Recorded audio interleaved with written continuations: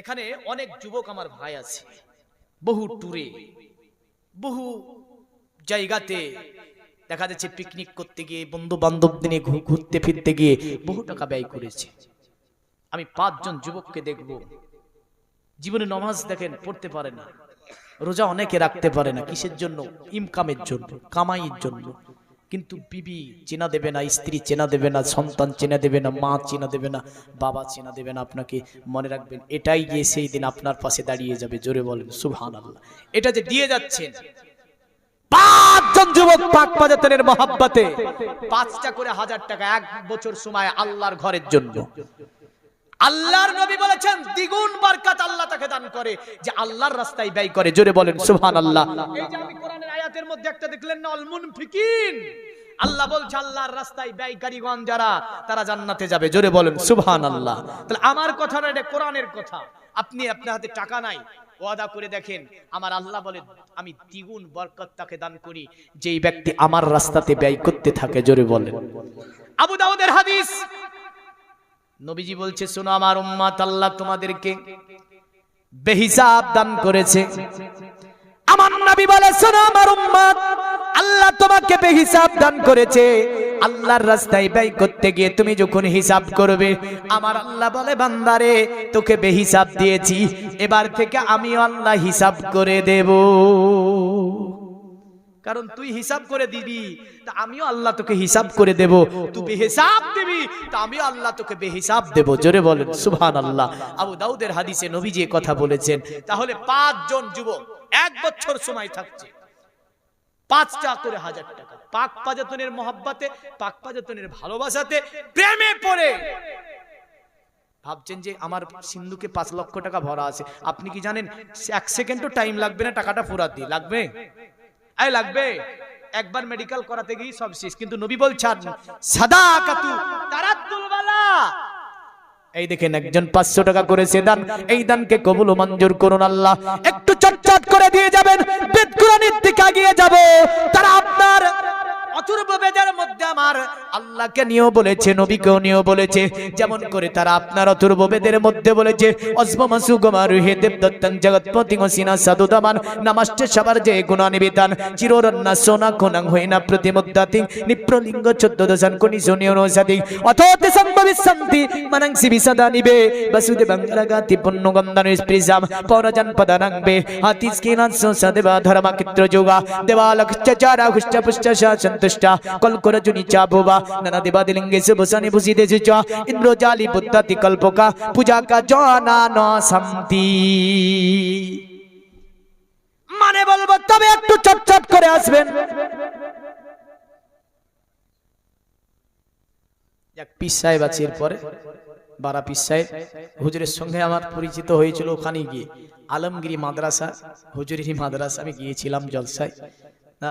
তো যাই হোক, উনি আছেন খুব আল্লাহওয়ালা ব্যক্তি, কারণ ওনাদের চেহারা দেখাও নেকির কাজ। জোরে বলেন সুবহানাল্লাহ। এই দেখেন আরেকজন 500 টাকা করেছে দান। 5000 টাকা কেউ নাই গো, কেউ নাই। সেদিন মালদাতে ছিলাম, তো একটা 8টা গরু দিচ্ছে জবাই করে খাওয়ার জন্য জালসাতে। আপনি তাজ্জুব হয়ে যাবেন। আগামী রবিউল আওয়ালে জবা করে সব খাবে, তো 8টা গরু দিল। গরু দিব আমি একটা, মৌলভী সাহেব দোয়া করে সুবহানাল্লাহ। এরকম ভাবে 8 জন পাল্লা পাল্লি দিয়ে। আরে দানে তো পাল্লা পাল্লি করতে হয় না, করতে হয় না? নবীজি বলছে সাদাকাতু তারাদ্দুল বালা, তোমার মুসিবত থেকে তুমি যদি হেফাজত থাকতে চাও আল্লাহর রাস্তায় ব্যয় করো, আল্লাহ তোমাকে হেফাজত করবে। জোরে বলেন সুবহানাল্লাহ। মেডিকেল করাতে হবে না, ডাক্তারকে গুনতে হবে না, এখানে ওখানে গুনতে হবে না, ওষুধপাতি গুনতে হবে না, খেতে আপনার কেসে এতে গুনতে হবে না। কিন্তু আপনি যদি মুসিবতে গ্রেফতার হয়ে যান, মনে রাখবেন যে সমস্ত কিছুতে আপনার খরচ করতে করতে করতে করতে আপনি ফেরাল হয়ে যাবেন। তাই নবীজি বলে দিয়েছেন আর সাদাকা তারাদ্দুল বালা, সাদাকা হচ্ছে মুসিবত থেকে বান্দাকে হেফাজত করে রাখে। জোরে বলেন সুবহানাল্লাহ। সাদাকা স্বরূপ আর একটু চটচট করে যদি দিয়ে যান, 2 জন ব্যক্তি 500 করে দিয়েছে, 5000 করে আমি জানি, কারণ এর আগেও বক্তা কালেকশন করেছে, তারপরের বক্তাও কালেকশন করেছে। শেষের দিকে আর কতটা পাওয়া যাবে মাল, হ্যাঁ না? যাক যাক, শেষের দিকে মাল কতটা পাওয়া যাবে, তবু যতটা পাওয়া যায়, যার শেষ ভালো তার সব ভালো। জোরে বলেন সুবহানাল্লাহ। যার শেষ ভালো তার সব ভালো, কেউ বাদ যাবেন না। দেখেন আমি বলেছি 5000 5000 হয়তো পাচ্ছেন না, আপনি ভাবছেন যে 5000 কোথা থেকে দেব। যেটা পারবেন একটু এসে দিয়ে যান, ইনশাআল্লাহ দোয়া হবে, কোনো অসুবিধা নাই। কারণ আপনি বারবার দিতে পারেন। আবু বকর সিদ্দিক আকবর রাসূলুল্লাহর দরবারে একটা পুটলি নিয়ে এসেছে, বললেন তাবুকের যুদ্ধের সময়। আল্লাহর নবী সাল্লাল্লাহু আলাইহি ওয়াসাল্লাম পুটলিটা খুলছে, পুটলির মধ্যে একটা প্রদীপ। নবীজি আবু বকরকে বলছে, আবু বকর এত বাড়ির প্রদীপ। আবু বকর বলছে, ইয়া রাসূলুল্লাহ বাড়িতে কিছুই ছিল না, আমার বাড়ির প্রদীপটাও আমি নিয়ে এসেছি। আমার নবীজি দেখছেন রান্না করা হাঁড়িটাও ওতে ভরা আছে। আমার নবী বলছে, আবু বকর এতে দেখছি রান্না করা হাঁড়িটাও যেন ভরা আছে, কি ব্যাপার তুমি রান্না করা পাত্রটাও এনেছো? আবু বকর বলছে, ইয়া রাসূলুল্লাহ এই দেখেন শুনতে এসে 500 টাকা করেছে দান, আর আরেকজন আপনার 100 টাকা। আল্লাহ দানকে কবুল ও মঞ্জুর করুন, হায়াত দারাজ করুন, মুসিবত থেকে হেফাজত করুন। আত্মীয় স্বজন যারা অন্ধকার ঘরে তাদের কবরগুলোকে কুশেদা মানোয়ার করুন, দুনিয়ার জমিনে দীর্ঘ দ্বিগুণ বরকত দিন, আল্লাহুম্মা আমিন। আবু বকর বলছে, ইয়া রাসূলুল্লাহ বাড়িতে রান্না করার পাত্রটা আমি নিয়ে নিয়েছি। আমার নবীজি একটা একটা করে আপনার দেখছেন, ওর মধ্যে যেন একটা ছুঁচো পাওয়া যায়, মানে ওই সেলাই করা সুই যাকে বলে। আমার নবী সুইটা দেখে নবীজির দুই চোখ দিয়ে পানি গড়ে যায়। নবীজি আবু বকরকে বলে, ওগো আবু বকর ছুঁচটা কেন তুমি এর মধ্যে নিয়ে এসেছো? আবু বকর বলছে, ইয়া রাসূলুল্লাহ বাড়িতে রান্না করার পাত্র থেকে নিয়ে আমার বাড়িতে ওতে প্রদীপটা থেকে নিয়ে ছুঁচটা থেকে নিয়ে নবীজি আমি সবগুলো নিয়ে আপনার দরবারে হাজির হয়েছি। আমার নবী বলে, আবু বকর আমার সাহাবী আবু বকর স্ত্রী পরিবারের জন্য কিছু তুমি রেখে আসো নাই? আবু বকর বলে, আল্লাহ খোদার কসম ওগো নবীজি বাড়িতে আমার আল্লাহ আল্লাহর রাসূল ছাড়া আমার বাড়িতে আর কিছুই নাই, রান্না করা হাঁড়ি পর্যন্ত আপনার দরবারে এনে হাজির করে দিয়েছি। আমার নবীজি আবু বকরকে গলার সঙ্গে জড়িয়ে ধরে নবীজি কাঁদতে লাগলেন। আল্লাহকে বলছে, আল্লাহ আবু বকর আমার এই দুনিয়ার সাথী, আবু বকর হচ্ছে আমার পরের দুনিয়ার সাথী। আমার আল্লাহ জানায়, হাবিব আপনার দরবারে যত মাল এনে তারা দান করেছে গো নবী, সর্বোত্তম দান হিসাবে আমি আল্লাহ আবু বকরের দানকে আমি আল্লাহ পছন্দ করেছি।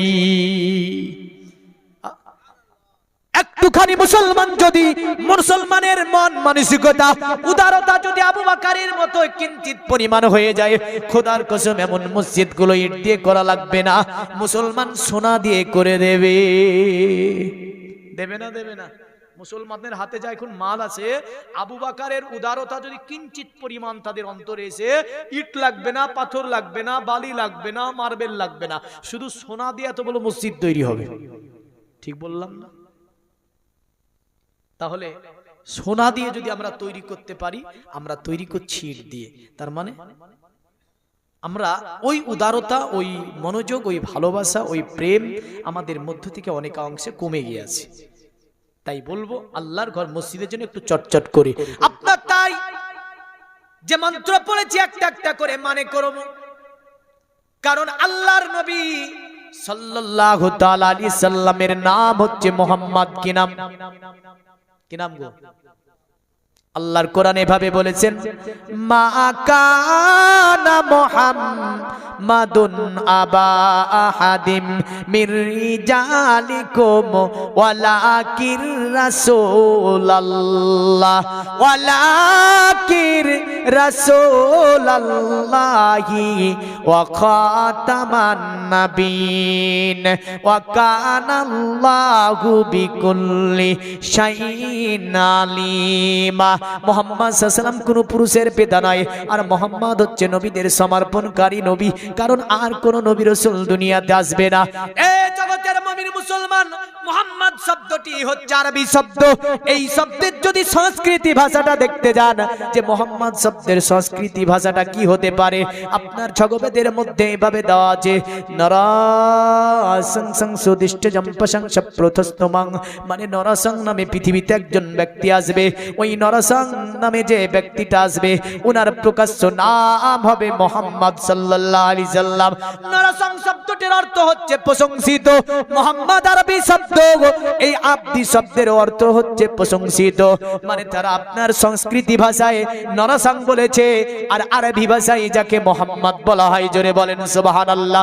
পৃথিবীর মানবকে বললে, জগতের মানব তোদের যদি চিনতে অসুবিধা হয়, মানতে অসুবিধা হয়, জানতে অসুবিধা হয়, আমরা তার পরিচয়খানা সুন্দর করে দিয়ে দিচ্ছি। বলে কি পরিচয় পণ্ডিত বলো? বলল শুনে রেখে দে, অসমু মাসু কামারুহে দেবদত্তং জগৎপতিং, যিনি মোহাম্মদ হবে তিনি বিশ্ব মানব হবে। মোহাম্মদ যিনি হবেন তিনি সমস্ত ধরনের সদ্গুণের অধিকারী তিনি হবে। জোরে বলেন সুবহানাল্লাহ। আরো বললে পণ্ডিত দয়া করে তুমি মোহাম্মদের চেহারা সম্পর্কে একটু বলবে, যাতে করে নবীকে চিনতে অসুবিধা আমাদের না হয়, নবীকে জানতে যাতে অসুবিধা না হয়। বলল শোনো রেখে দে, নবীজির চেহারা পেতে বর্ণনা দিতে পারবো না। বলে কেন বর্ণনা দিতে পারবে না? সব কথা বললে, আল্লাহর কথা বললে, এমন করে আল্লাহর দূত মুহাম্মদের কথাগুলো বললে, কিন্তু চেহারার কথা কেন বলতে পারবে না? পণ্ডিত বলল শুনে রেখে দে, মুহাম্মদের চেহারার কথা আমরা ভাষা দিয়ে প্রকাশ করতে পারবো না। বলে কেন পারবে না? বলল শোন, এতটা বলে দিতে পারবো, চিররন্না সোনা খোনাং হয়ে না প্রতিমুদ্দাতিং, আখেরি নবী যিনি হবেন তিনি হবেন নূর, কারণ তার চেহারা থেকে যেন লাইট বের হবে। আমরা এতটাই ভাষা দিয়ে বলতে পারবো যে চিররন্না সোনা খোনাং হয়ে না প্রতিমুদ্দাতিং, মানে তিনার শরীর থেকে যেন আলোক রশ্মি বিচ্ছরিত হবে, আর তা থেকে যেন অন্ধকার দূরভীত হবে। সুবহানাল্লাহ। এ দেখেন মেয়েদের কাছ থেকে 1 গান্ডিল টাকা এসেছে, জোরে বলবেন না? এই দানগুলো আল্লাহ কবুল করুন। এই দেখেন যত জায়গায় গিয়েছি মেয়েরা ফার্স্ট দান দেয়, ছেলেদের কাছে দান নাই, আছে কিছু? কিন্তু কোরআন তো বলেছে আর রিজালু কওমুন আলান নিসা, প্রতিটা নারীর উপরে হাকিম বানানো হয়েছে পুরুষকে, কিন্তু কিয়ামতের আলামত হচ্ছে পুরুষের হাকিমি কাড়িয়ে নেবে মেয়েরা। এই নিয়েছে না নাইনি? নাইনি? হাকিমি কিন্তু ওরা কাড়িয়ে নিয়েছে, তার জন্য তোকে টাকা বেশি। মায়েদেরকে আমি বলবো একটা করে লক্ষ্মীর ভান্ডারের একটা করে 1000 টাকা, ক 1000 টাকা করে পাচ্ছে লক্ষ্মীর ভান্ডারে কোন 1000? সুবহানাল্লাহ। তাহলে একটা করে মাসের লক্ষ্মীর ভান্ডারের টাকা আপনারা মসজিদকে দিয়ে দেন, কারণ নবীজি মেরাজ থেকে ফিরে এসে বলেছিলেন নারীরা তোমরা বেশি বেশি সাদকা করো, কারণ আমি তোমাদেরকে বেশি জাহান্নামে দেখেছি। তো মায়েরা আপনারা একটা করে মাসের টাকা ওয়াদা করে দেন যে দিয়ে দেব 1 বছরের মধ্যে যে কোনো একটা দিন, যে কোনো একটা মাসের টাকা আপনি আল্লাহর ঘর মসজিদে দিয়ে যাবেন, খোদার কসম কিয়ামতের দিন এটা আপনার নাজাতের কারণ হয়ে দাঁড়াবে। জোরে বলেন সুবহানাল্লাহ। জান মা বোনেদের দান সবচেয়ে বেশি, ওরা নিঃসন্দেহে আবারও দেবে, কারণ যারা হয়তো অনেকে ভেবেছে জিলাপি কিনবো, বলে জিলাপি আজ আর কিনবো না। অনেকে ভাবছে দুল কিনবো, কারণ বাজার বসেছে বলে দুল কিনবো না, জান্নাতে দুল নিয়ে নেব।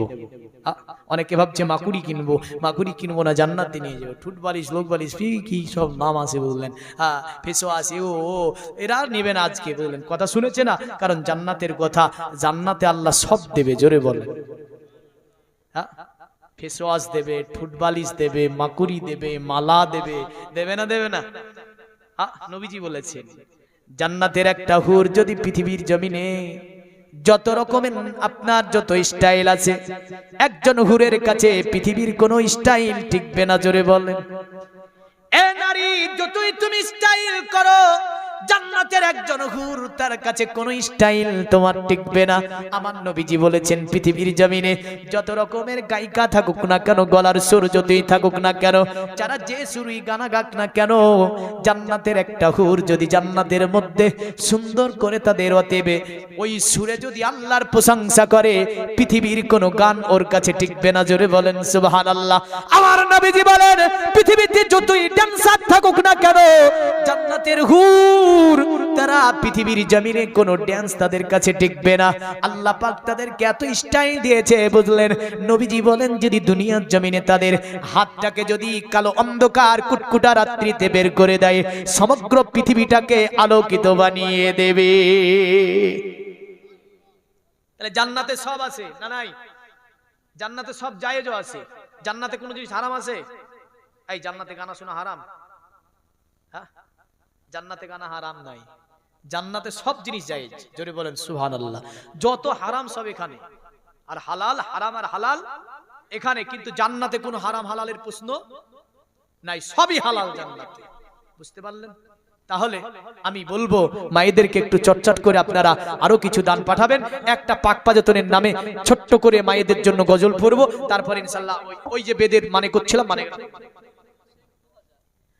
নারায়ে তাকবীর, নারায়ে রিসালাত। তরিকুল শেখ 2000 টাকার দাতা, জিন্দাবাদ বলেন। আল্লাহ দানকে আপনি কবুল করুন, হায়াত দারাজ করুন, মুসিবত থেকে হেফাজত করুন, আল্লাহুম্মা আমিন। আজর 2000 রাগ করবেন না আপনারা, দেখেন, কারণ যেখানে কালেকশন হয় সাইদার বালুরঘাট থেকে 500 টাকা, এটাও দরকার আছে না নাই? এটাও দরকার আছে। পরশুদিন মালদাতে ছিলাম আমি, তো মালদাতে আমি বলে দিয়েছিলাম ওয়াজ শোনাবো, কালেকশন নয়। তারপর একটু রাগ করেছিল, আমি যা ওয়াজ করেছিলাম একটু কালেকশন করেছিলাম না। কালেকশন করতে গেলে ওয়াজ কেটে যায়, ওয়াজের লাইন হারিয়ে যায়, বিভিন্ন কিছু আপনার সমস্যার সম্মুখীন হয়। কারণ আমি যে ওয়াজটা আপনাকে রুটটা খাড়া করছিলাম, এই রুটের আমার 12 বেজে গিয়েছে, বুঝলেন? কারণ মধ্যে মধ্যে এই দান চাইতে গিয়ে, তো যাই হোক, এটাও একটা কাজ, মসজিদের কাজ করতে হবে, হ্যাঁ না? মসজিদের কাজে যাও, এটাও করতে হবে, কারণ অন্য সময় তো দেবে না মানুষ। এই জায়গাটাতে এসে, এই জায়গাটাতে মানুষ আর প্রচুর দান করে, তাই একটু চটচট করে মায়েদের জন্য একটা গজল। আরে পাকি পাঞ্জাতো নে পাতা আমার হবে গোছাতা, জোরে বলেন। পাকে পাঞ্জাতো নে পাতা আমার হবে গোছাতা, ফাতেমা থাকিবে পিছে আলী কহিবে কথা। আরে হাসান দেখা বে আলো হুসাইন বলিবে ঠিকানা, জোরে বলুন সুবহানাল্লাহ। হাসান দেখা বে আলো হুসাইন বলিবে ঠিকানা, আমার হৃদয়ে কাবা নয়নেতে মদিনা, আমার হৃদয়ে কাবা নয়নেতে মদিনা। এ জগতের মুমিন মুসলমান মায়েরা যেহেতু দান বেশি দিয়েছে, পেট থেকে একটু মায়েদের জন্য আপনার ওয়াজটাকে আপনি আনন করার চেষ্টা করি। তারা বলল চিররান্না সোনা কোনাং হই না প্রতি মুদ্দাতিং, আখিরি নবী যিনি হবে তার চেহারা বেদে বর্ণনা দেওয়া সম্ভব নয়, কারণ তিনি লাইট বের হবে তার চেহারা থেকে। একে যে আমার নবীকে মাটি বলে আখ্যায়িত করলো, মনে রাখবেন পৃথিবীর জমিনে কোরআন থেকে নিয়ে, হাদিস থেকে নিয়ে, বেদ থেকে নিয়ে, মহাভারত থেকে নিয়ে, চান্দেবাস্তা থেকে নিয়ে, রবীন্দ্রনাথ ঠাকুর থেকে নিয়ে, স্বামী বিবেকানন্দ থেকে নিয়ে, পৃথিবীতে শ্রী অরবিন্দ ঘোষ থেকে নিয়ে, পৃথিবীতে বড় বড় মনীষী, জ্যোতিষী, আপনার সাহিত্যিক বিজ্ঞানীরা আমার নবীকে মাটি বলার ক্ষমতা রাখেনি। সকলে বলেছে আমার নবী হচ্ছে নূর। আরো জোরে বলেন, নবী নূর না মাটি? নবী আমার নূর, তাই তারা বলল চিররান্না সোনা খোনাং হই না প্রতিমুদ্দাতিং, আখিরি নবী যিনি হবেন তিনার চেহারা থেকে আলোক রশ্মি বিচ্ছরিত হবে। অতঃপর বলল শুনে রেখে দে মা, অতএব ওই সমতি নারী যে অতএব ছেলেটিকে জন্ম দেবে, এই পৃথিবীর নারীরা, পৃথিবীতে তোমরাও তো বাচ্চার জন্ম দাও, তবে তারা আপনার পণ্ডিতগণ বলছে পৃথিবীতে সুমতি নারী যে ছেলেটিকে জন্ম দেবে এটা একটা বিচিত্রপূর্ণ ছেলে হবে। পণ্ডিতকে বলল কেন গো পণ্ডিত, সুমতি নারীর ছেলেটা একটা বিচিত্রপূর্ণ কেন হবে? কারণ তারা বলেছে পৃথিবীতে নারী বাচ্চার জন্ম দেয়, বাচ্চার নারীর সঙ্গে ছেলের একটা নারীর সংযোজন থাকে, কিন্তু পৃথিবীতে সুমতি নারী যে ছেলেটিকে জন্ম দেবে ওই ছেলেটির সঙ্গে সুমতির কোনো যোগ থাকবে না। জোরে বলেন সুবহানাল্লাহ। আধুনিক বিজ্ঞান বলে এটা হতে পারে না, কারণ চিকিৎসা বিজ্ঞানী বলে মায়ের নারীর সঙ্গে বাচ্চার যদি নারীর সংযোজন না থাকে পৃথিবীতে বাচ্চা বেঁচে থাকতে পারে না, মায়ের পেট থেকে দুনিয়াতে বাচ্চা আসতে পারে না, বাচ্চা বড় হতে পারে না। কিন্তু আমার আল্লাহ সুমতি নারী বলতে আপনার কে? কেমন করে তারা বলেছে সম্বলে বিষ্ণু জসতে গ্রহে মহাদ্রব মহমুসুমাতাং সুমাতাং মাতুরিবিব। দেখেন এই মন্ত্রের মধ্যে হমুসুমাতাং সুমাতাং মাতুরিবিব মানে ওই বাচ্চাটিকে যিনি জন্ম দেবে তিনার নাম সুমতি। সুমতি শব্দটার অর্থ হচ্ছে শান্তি, সুমতি শব্দের অর্থ হচ্ছে সুন্দরী, সুমতি শব্দের অর্থ হচ্ছে মাধুর্যবান, সুমতি শব্দের অর্থ হচ্ছে আদর্শবান। আর যদি সুমতির আরবি করতে যান আরবি হবে আমেনা, মানে আমেনা যে বাচ্চাটাকে জন্ম দেবে এটা একটা বিচিত্রপূর্ণ ছেলে হবে দুনিয়ার জমিনে, কারণ আমেনা নারীর সঙ্গে ওই ছেলের নারীর কোনো যোগ থাকবে না। জোরে বলেন সুবহানাল্লাহ। বল্লা শোন, ওই আমেনা সুমতি নারী পৃথিবীতে একটা বিচিত্র সন্তানের জন্ম দেবে। পণ্ডিতকে বলল, গো পণ্ডিত কেমন করে, কারণ কেমন করে বিচিত্র হবে, বলে শুনে রেখে দে, নিপ্রলিঙ্গ 14 দশান কোটি শোনিও নো সেটিং। অতএব ওই নবী মানে ওই সুমতির বাচ্চা মানে আমিনার ছেলে, তিনি খাতনা করা অবস্থায় দুনিয়ার জমিনে পদার্পণ করবে। তবে মা আয়েশার হাদিসে এইভাবে আমরা দেখতে পাই, আমার নবী আয়েশাকে বলে, আয়েশা, এ বিবি আয়েশা তোমাকে একটা কথা বলবো।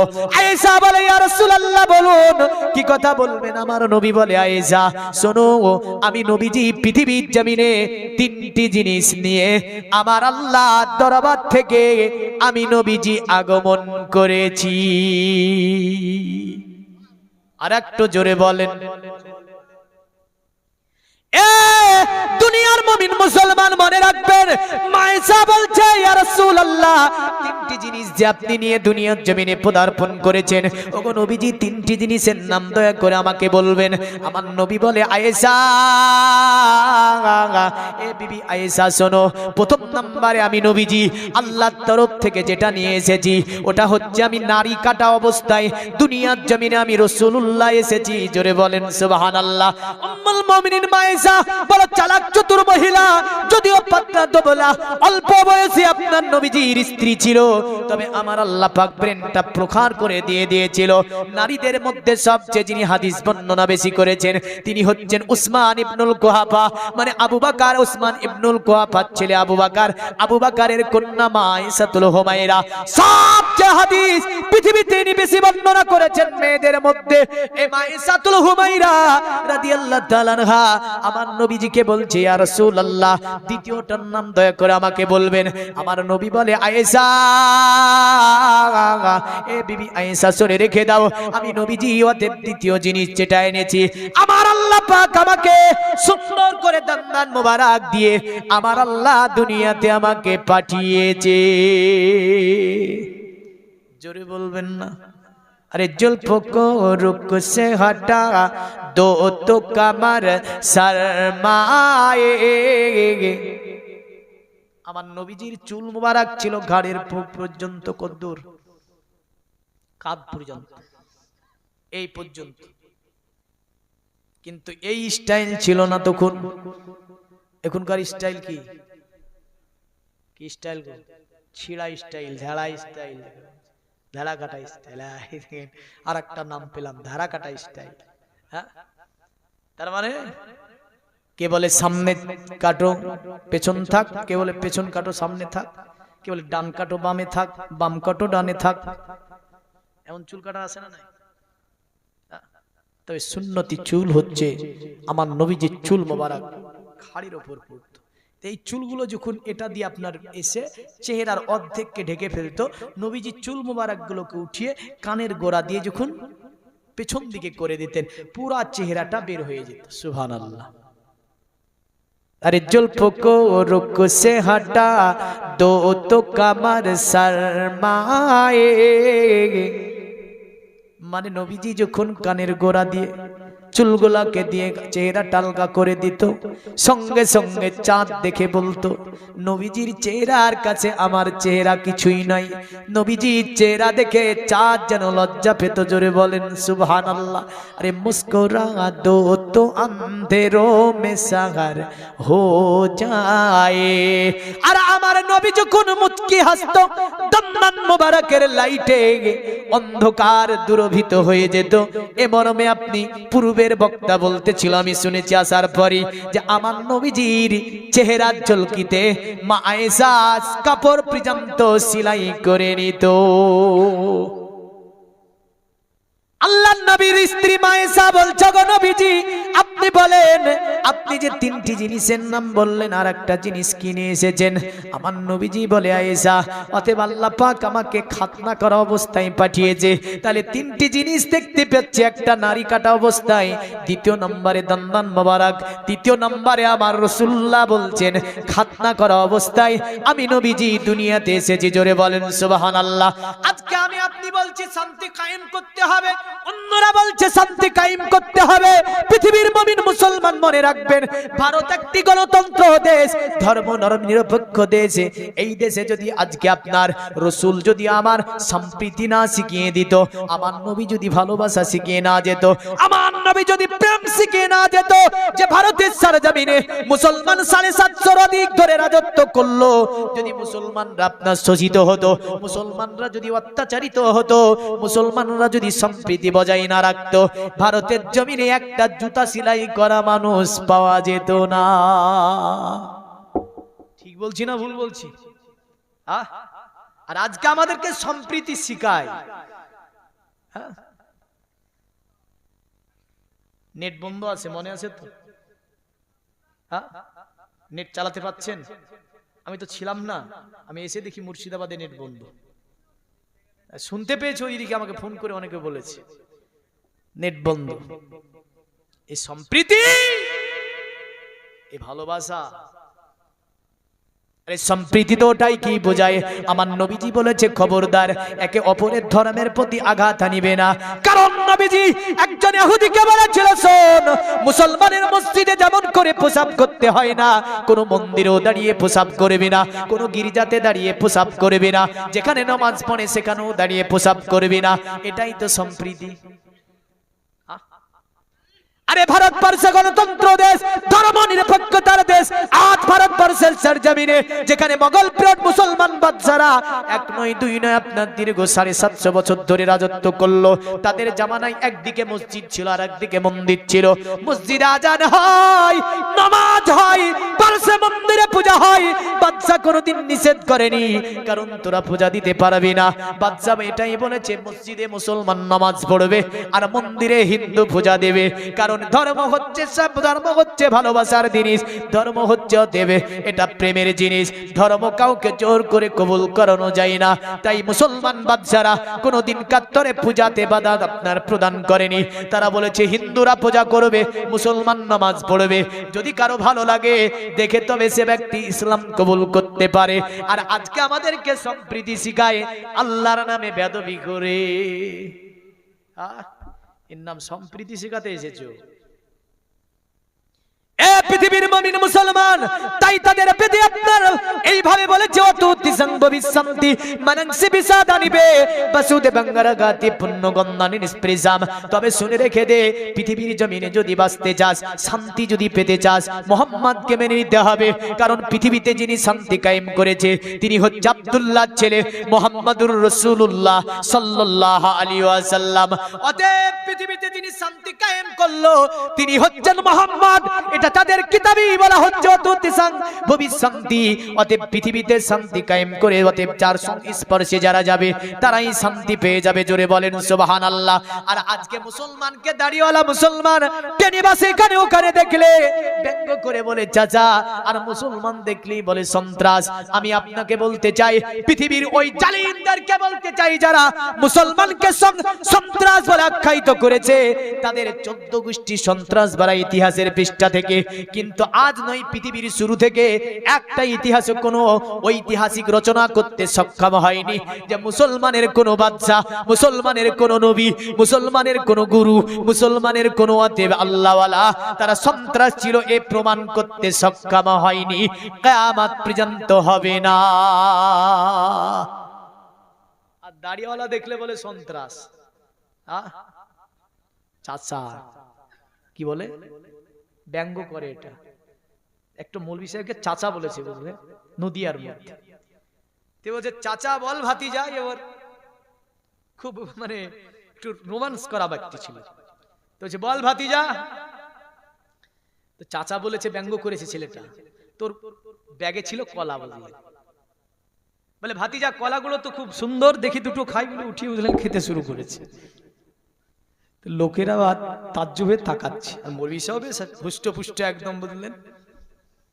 সেম ওই যে দেখবেন ওই পাটকাবাড়ি পার করে একটা গ্রাম আছে, বড় মুসলিম গ্রাম, ওখানে একটা মোড়, ওই মোড়ে গাড়িটা যখনই এসেছে তখনই বুঝলেন এই ভাতিজা বাড়ি যাবি না চল বলে 2-3 চল, বুঝলেন বেয়াদব ছেলে বাড়ি থেকে পালিয়ে এসেছে, জানেন বাসের লোককে বলছে হ্যাঁ চল না, 2-3 চর দিয়ে বুঝলেন গদ্দনটাকে ধরে নামাতে যাচ্ছে, ও নামবে না, বলে নামবি না কেন, চল তুই যে আমাকে চাচা বলবি, বাড়ি থেকে পালিয়ে এসে আমাকে চাচা বলছিস, হ্যাঁ এইরকম পাল্লাই যেদিন পড়বে চাচা বলা ভুলে যাবে না, ভুলবে না, চাচা বলা ভুলে যাবে, ব্যঙ্গ করে ওটা। তবে মনে রাখবেন তাদের কিতাবে বলেছে অততে সংভবিসন্তি মনংসি বিসাদানিবে বসুদেবাঙ্গরাগাতি পুণ্যগন্ধানি স্পৃশম পরজন পদনাংবে হতিস্কিনাসুসা, তারা বলল শোন অতএব ওই নবীর সংস্পর্শে যারা চলে যাবে তারাই শান্তি পাবে। অতঃপর তারা বলল শোন বসুদেবাঙ্গরাগাতি পুণ্যগন্ধানি স্পৃশম, আর আখিরি নবী যিনি হবে তার শরীর মোবারক থেকে মিশকে আম্বারের চেয়েও বেশি খুশবু বের হবে। আরো জ্বলবেন না, আরো জোরে বলেন সুবহানাল্লাহ। তারা বলল পরজন পদারাংবে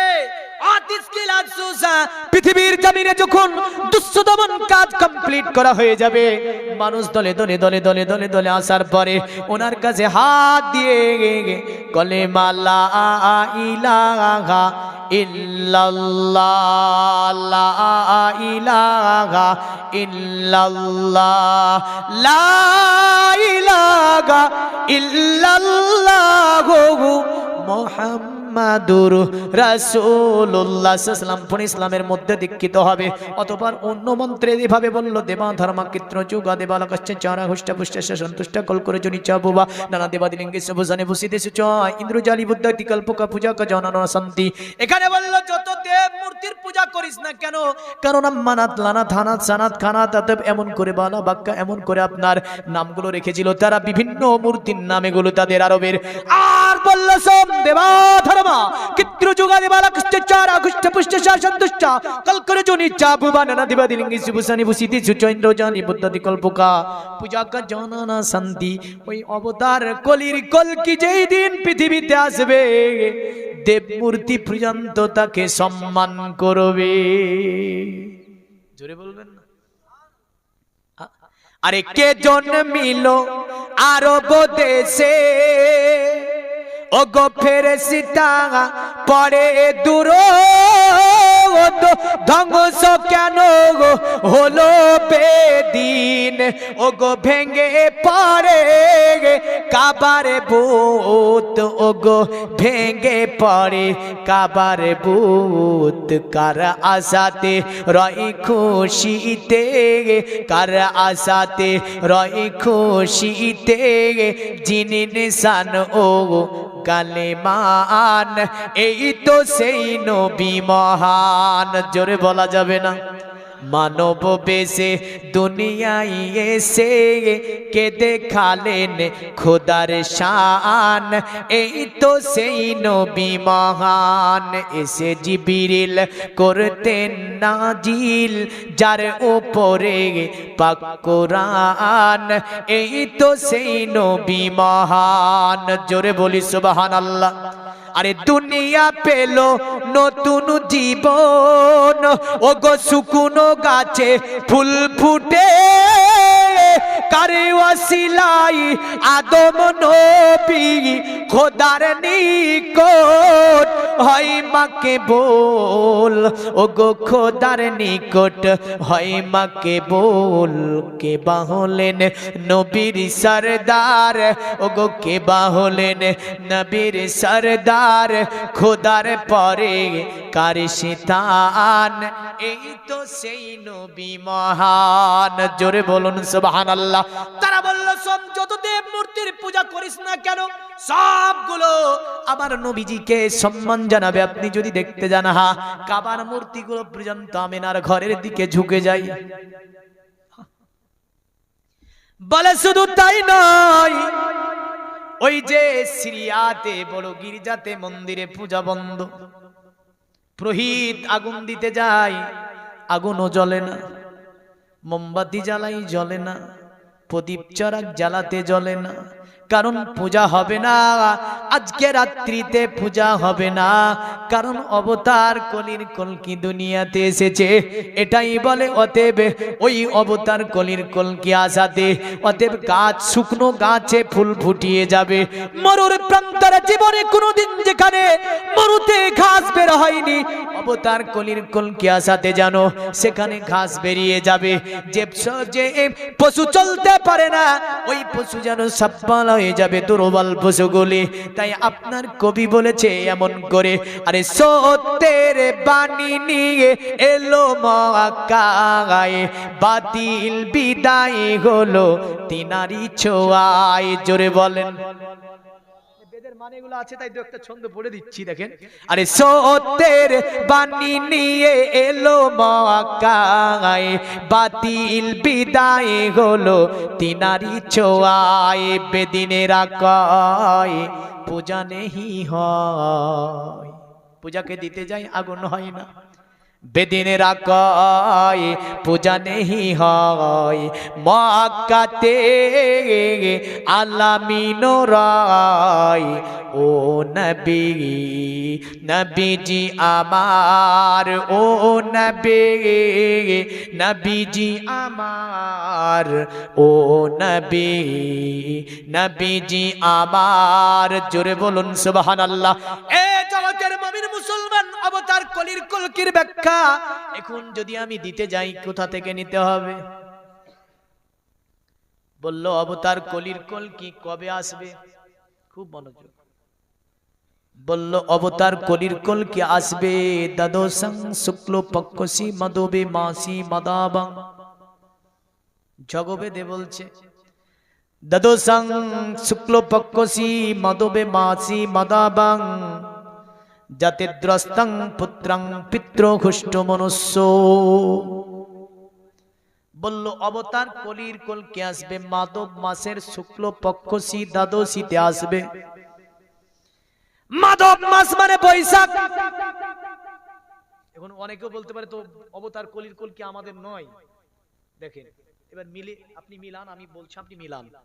বলল অবতার কলির কলকি আসবে দ্বাদশং শুক্ল পক্ষসি মাধবী মাসি মাদাবাং, যাতে দ্রস্তং পুত্রং পুত্র হুষ্ট মানুষ্য, মানে তিনি আসবে। অতএব দ্বাদশং শুক্ল পক্ষসি মানে আপনার প্রথম দিকে, বৈশাখ মাস মানে কি বলা হয়েছে? মাধব মাস। আর বিক্রমী ক্যালেন্ডারে বৈশাখ মাসকে আপনার বলা হয় বসন্তের মাস। বসন্ত শব্দটা বাংলা না আরবি? বাংলা শব্দ, যদি এই বাংলার আরবি করে কি হবে? রবি। বসন্তের আরবি হবে রবি। বলল শোন, অতএব কেমন করে বলেছে দেখেন, মানে এই বাংলা করলে হবে আপনার আরবি করলে হবে রবি। বলে শুক্ল পক্ষসা, চাঁদকে সনাতন ধর্মে দ্বিভাগে ভাগ করে, এক হয় প্রথম অংশ আর দ্বিতীয় অংশ। বলল শুক্ল পক্ষসা মানে চাঁদের প্রথম অংশে আসবে নবী। বলল তাই নাকি? বলে হ্যাঁ। আপনার তাহলে বোঝা যায় প্রথম শব্দটা বাংলা শব্দ, এই প্রথমের আরবি করলে হবে আউয়াল। এখন দুটি শব্দের যোগ করে দিলে হবে রবিউল আউয়াল। কি হবে? রবিউল আউয়াল। দ্বাদশাং 12 তারিখ। কয় তারিখ? দ্বাদশাং 12 তারিখ, মানে রবিউল আউয়ালের 12 তারিখে আসবে ওই অবতার কলির কলকি। বলল যাতে দ্রস্তং পুত্রং পুত্র হুষ্ট মানুষ্য। আর ওই অবতার কলির কলকি দুনিয়ার জমিনে পদার্পণ করাতে মা এবং দাদু অতিশয় খুশি হবে। পণ্ডিতকে বলল গো পণ্ডিত, বাবার কথা কেন উল্লেখ করো না? বাবা কি থাকবে না? বলল না, পৃথিবীতে বাবা থাকবে না, এতিম হয়ে তিনি দুনিয়ার জমিনে আসবে। আমার আল্লাহ এভাবে বলেন, ফাআম্মাল ইয়াতীমা ফালা তাকহার। হে নবী, আপনাকে ইয়াতিম পেয়েছি, অতঃপর আমি আল্লাহ আশ্রয় দিয়েছি। জোরে বলেন। অবতার কলির কলকি ইয়াতিম হয়ে আসবেন, মানে বাবা তো থাকবেই না, দাদু এবং মা থাকবে। দাদু এবং মা থাকবে। বলেন তো আমাদের নবীর পিতা কি দুনিয়ায় ছিল নবী যখন আসে? ছিল? আরে ইয়াতিম হালে মা আমিনার কোলে ও গো রহমত নেমে এলো, জোরে বলেন। পোশাব পরে মা আমিনার কোলে উম্মত বলে কাঁদিলো, ও গো রহমত নেমে এলো। ইয়াতিম হালে মা আমিনার কোলে ও গো রহমত নেমে এলো। আরে হালিমা বিবি খুশি মনে সারা চুমা দিল পাক বাদনে। আরে হালিমা বিবি খুশি মনে চুমা দিল পাক বাদনে।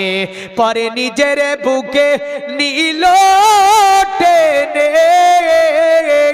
ও গো দুগুদ পান করালো, ও গো রহমত নেমে এলো। এতিম হালে মা আমিনার কোলে ও গো রহমত নেমে এলো। আল্লাহুম্মা সাল্লি আলা সাইয়্যিদিনা মাওলানা ওয়া আলা আলি মাওলানা। জগতের মুমিন মুসলমান তারা তাই বলল, জাতির দ্রষ্টাং পুত্রং পিতৃঘুষ্ট মানস্য, মানে তিনি ওই অবতার কলির কলকি যখন দুনিয়াতে পদার্পণ করবে তার মা এবং দাদু খুশি হবে, বাবা দুনিয়াতে থাকবে না। তাই পণ্ডিত বলছে বাবা তোও থাকবে না, এতিম হয়ে অবতার কলির কলকি আসবে। বলেন আমাদের নবী এতিম এসেছে না বাবা ছিল? এতিম এসেছে। জগতের মুমিন মুসলমান, তবে জয় মন্ত্রী বলেছে এইভাবে, তারা বলেছে পূজা কা জনা না শান্তি শোন। আর এই যে ইন্দ্রজালি বুদ্ধাতি কল্পকা পূজা কা জনা ন শান্তি, মানে এই যে তিলক দেওয়ার পরে যে মানুষকে ভুলভাল ওই ইন্দ্রজালিকদের কল্প কাহিনীগুলো আনার পরে মানুষকে বুঝিয়ে বাজিয়ে রাখা যাবে না। অবতার কলির কলকি দুনিয়াতে আসলে এক আল্লাহ দিনকে কায়েম করে দেবে, এক আল্লাহ দিনকে প্রতিষ্ঠিত করে দেবে, এক আল্লাহ দিনকে তিনি অতএব কায়েম করবে। তিনি হবেন অবতার কলির কলকি, তিনি হচ্ছেন আমার নবী মুস্তাফা সাল্লাল্লাহু তাআলা আলাইহি ওয়াসাল্লাম। যার কারণে তাদের গুরুত্বপূর্ণ একটা কিতাব থেকে রেফারেন্স টানছি। দেখেন আমাদের কিতাবের নাম হচ্ছে আল কোরআন, আর তাদের কিতাবের নাম হচ্ছে পুরাণ। কি নাম বললাম? পুরাণ।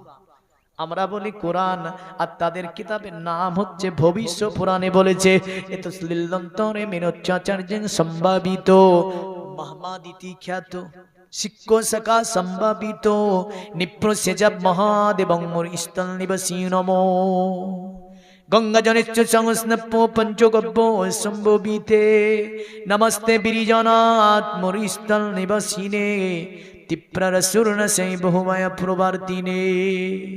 তারা বলল শোন, দুনিয়ার জমিনটাকে যিনি শাসন করবে দল বল নিয়ে তিনি হবেন মুহাম্মদ।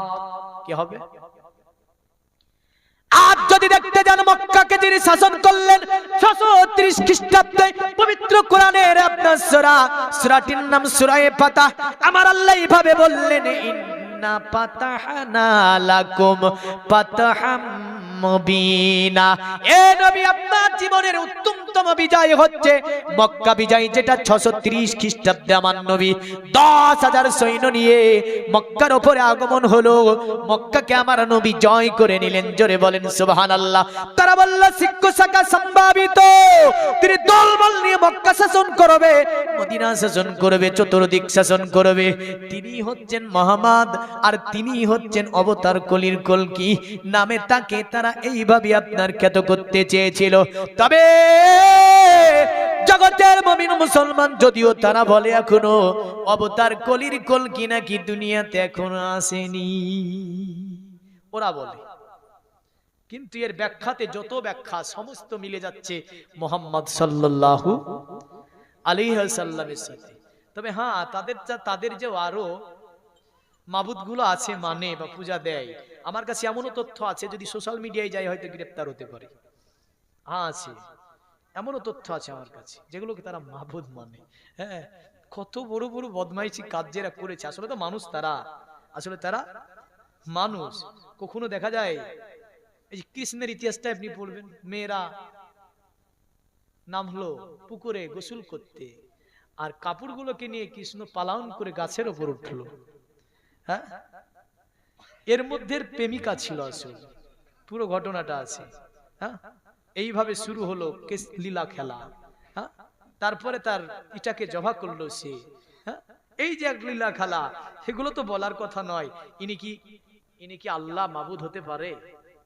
হ্যাঁ, না, তারা বলল শুনে রেখে দে, পৃথিবীর জমিনে তিনি হচ্ছেন অবতার কলির কলকি জান্নাম মাহমুদ। অতএব তিনি দুনিয়ার জমিনটাকে, অতএব পৃথিবী থেকে, অতএব অশ্লীলতাকে এগুলোকে যিনি মিটাবে তিনি আল্লাহর নবী। এমন করে পৃথিবীটাকে যিনি বাসযোগ্য করে তুলবে তিনি হচ্ছে আব্দুল্লাহ ছেলে মুহাম্মদ সাল্লাল্লাহু আলাইহি সাল্লাম। পৃথিবীর জমিনটাকে অতএব যিনি অতএব বাসযোগ্য করবে, এমন করে যিনি মানুষের হককে বুঝিয়ে দেবে, বাবা মার হক বুঝিয়ে দেবে, এমন করে পৃথিবীর জমিনে অতএব একে অপরের সম্মান বেজাবে তিনি হচ্ছে আল্লাহর নবী। এমন করে পৃথিবী থেকে যিনি অতএব কুসংস্কারের অবসান ঘটাবে তিনি হচ্ছে আব্দুল্লাহ ছেলে মুহাম্মদ সাল্লাল্লাহু আলাইহি সাল্লাম। তাই তারা আজ থেকে 4000 বছর পূর্বে কথা বলেছিল, নমস্তে বিরিজানাত মরুস্থলো নিবাসিনে। অতএব মরুস্থলে আগমনকারী ব্যক্তি তোমাকে জানাই আমরা প্রণাম। নাম বলেন, নাম বলেনি এখানে, এখানে বলেছে মরুস্থলে আগমনকারী ব্যক্তি। মরুতে কে আগমন করেছে? মরুতে অনেকে আগমন করেছে, কিন্তু প্রণাম জানানোর মতো কে এমন আসলো মরুর প্রান্তরে? তিনি হচ্ছে মুহাম্মদ সাল্লাল্লাহু আলাইহি ওয়াসাল্লাম। যার কারণে ভারতের প্রাচীন কিতাব মহাভারতে বলেছে, কালক্রমে বিষ্ণু যশেতে নামেতে ব্রাহ্মণ সম্বল নগরেতে জন্ম লইবেন, তখন মহাবীর্য মহাবুদ্ধি কলকিতার ঘরে জন্মিবে যথাকালে দেব কার্যাতরে। সম্বুল যাকে বলা হয়েছে ওটাই একটা মরুর দ্বীপ, মানে মক্কাতুল মুকাররমা, যাকে আরবিতে বলতে গেলে বলতে হবে ওয়াহাজাল বালাদিল আমিন। আমানতের শহর হচ্ছে মক্কা, শান্তি শহর হচ্ছে মক্কা। তাই তারা ওই মক্কাকে বলতে গিয়ে বলল, নমস্তে বিরিজানাত মরুস্থলো নিবাসিনে। এই মরুস্থলে আগমনকারী ব্যক্তি তোমাকে জানাই আমরা প্রণাম।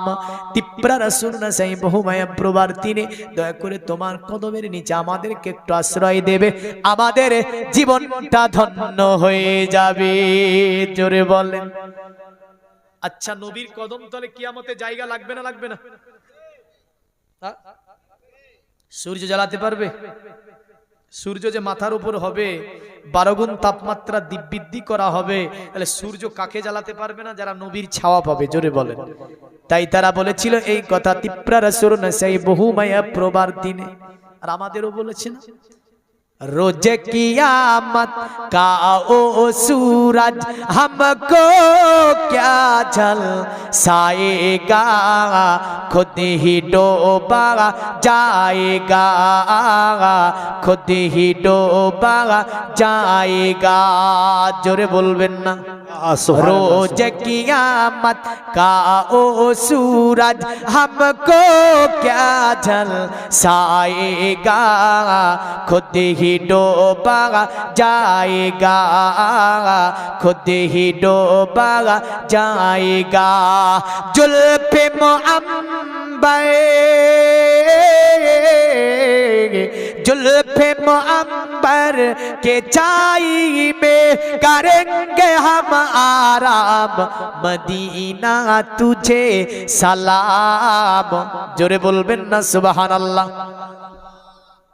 উর্দুনাথ বুঝতে অসুবিধা হচ্ছে, বাংলা করে দিই।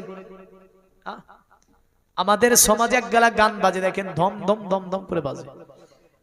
এমন ভাষা বুঝলেন, এমন ভাষা বলে যে না শুনে সেও বুঝে না, মানে ওর বাপ কেউই বুঝতে